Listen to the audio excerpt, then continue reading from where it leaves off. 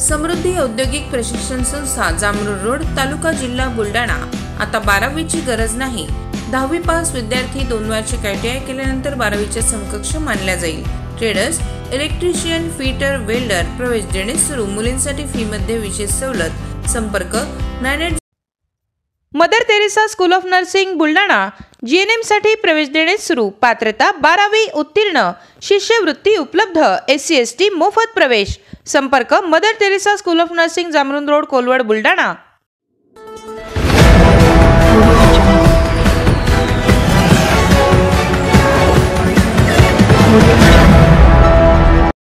स्वर्गीय पंकज देशमुख मृत्यू प्रकरणात CID चौकशी करा।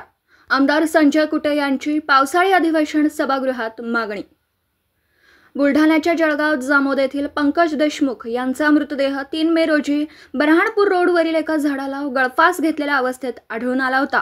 मात्र हा गळफास नसून त्यांचा घातपात झाल्याचा संशय पंकज देशमुख यांच्या पत्नीसह नातेवाईकांनी व्यक्त केला आणि स्थानिक पोलीस या संदर्भात समाधानकारक तपास करत नसल्याचा आरोप करत पंकज देशमुख यांच्या मृत्यू प्रकरणाची CID मार्फत चौकशी करण्यात यावी अशी मागणी गेल्या काही दिवसांपासून नातेवाईकांसह महाविकास आघाडीकडून करण्यात येते।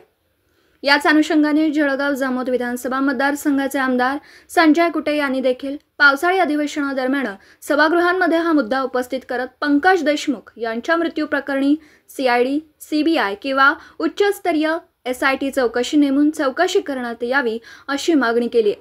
माझ्या मतदारसंघातील अध्यक्ष महोदय एक भारतीय जनता पार्टीचा कार्यकर्ता आणि ज्याला लहानपणापासून आम्ही वागवलं असा एक पंकज देशमुख नावाचा कार्यकर्ता अध्यक्ष महोदय त्याची मृत्यू झाला आणि जून महिन्याच्या पहिल्या वीकमध्ये अध्यक्ष महोदय आणि तपास चालू आहे। परंतु अध्यक्ष महोदय त्यांच्या घरच्यांच्यामध्ये काही लोकांमध्ये आणि माझ्यासारख्या कार्यकर्त्यांमध्ये सुद्धा एक संभ्रम आहे की ती आत्महत्या आहे की घातपात आहे, या विषयामध्ये संभ्रम आहे आणि म्हणून अध्यक्ष महोदय मागणी केलेली आहे की CID चौकशी करावी अध्यक्ष महोदय।